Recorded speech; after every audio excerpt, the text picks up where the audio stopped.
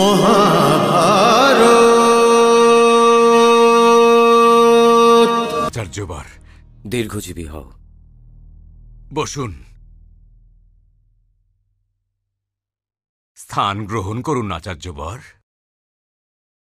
আমার এখন হস্তিনাপুরের এই স্থানের থেকে ভয় করতে শুরু করেছে গঙ্গাপুত্র। এই স্থান থেকে মুক্ত হবার কি কোনো পথই নেই? এটাই কি জীবন গঙ্গাপুত্র, নাকি অতীত জীবনের কোনো অপরাধের দণ্ড?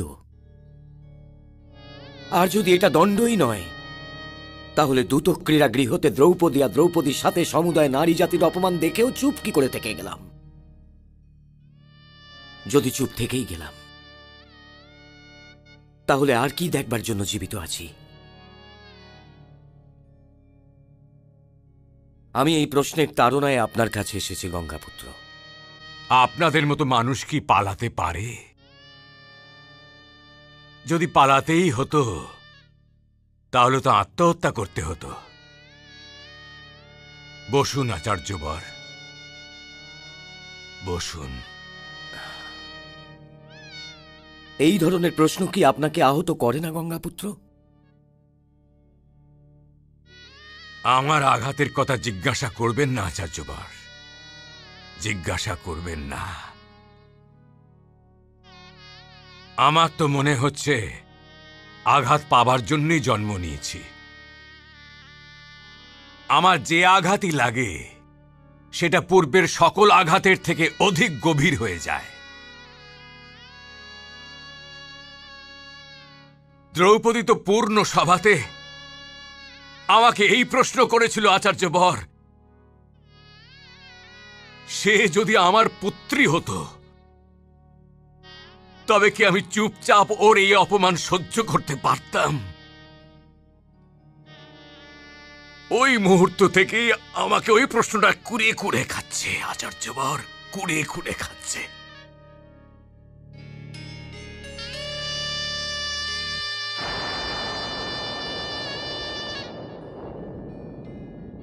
কান পেতে শুনুন আচার্যবর, একটা ভীষণ প্রাচীন অট্টালিকা ভেঙে পড়ার আওয়াজ ভেসে আসছে।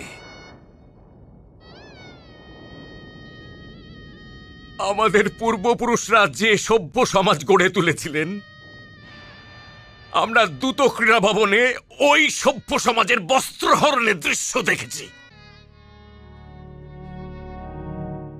আমাদের সবার থেকে ভালো তো মহাত্মা বিদুর, যে নিজের মনের কথা বলে দিয়েছিলেন গঙ্গাপুত্র। মৌনতার বিষ পান করেন। তার পরিণাম কি হলো? কি হলো পরিণাম? ধৃতরাষ্ট্রকে কিছু শুনেছে? দুর্যোধন কি এক মুহূর্তের জন্য এই বিষয়ে কিছু ভেবেছে? হস্তিনাপুরের মুখের ওপর কালিমা লেগে গেছে আচার্যবর, আর এর জন্য আমরা সবাই দায়ী, সবাই। আর এই কালিমাকে মোছবার জন্য আমাদের সকলকে নিজের রক্ত দিতে হবে। রক্ত। আমার ওপর হস্তিনাপুরের একটা ঋণ আছে আচার্যবর, আর এই ঋণ এই জন্মে যদি শোধ হয় তবেই ভালো। এই জন্য হস্তিনাপুর ত্যাগ করবার চিন্তা করবেন না আচার্যবর। ভবিষ্যতের দ্বারের ওপর আমাদেরকে বলি দেবার অধিকার কেবল হস্তিনাপুরেরই আছে। কিন্তু আপনি এমন কথা কেন বলছেন গঙ্গাপুত্র? মহারাজ না হয় দেরিতে হলেও হস্তক্ষেপ করেছেন, কিন্তু হস্তক্ষেপ তো উনি করেছেন। আপনি কি এটা ভাবছেন যে পাণ্ডবরা তাদের অপমানের প্রতিশোধ নেবার জন্য হস্তিনাপুরের ওপর আক্রমণ করবে? যদি বাসুদেব ওদের সাথে না থাকতেন তাহলে হয়তো ওরা আক্রমণ করেও দিত,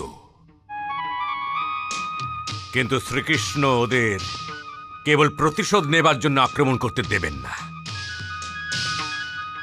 যুদ্ধ তো এখন দিগন্তেরও পারে, কিন্তু যুদ্ধ তো আছে, যুদ্ধ তো হবেই গঙ্গাপুত্র। কারণ গান্ধার নরের শকুনির তুনির এখনো তো শূন্য হয়নি নিশ্চয়ই।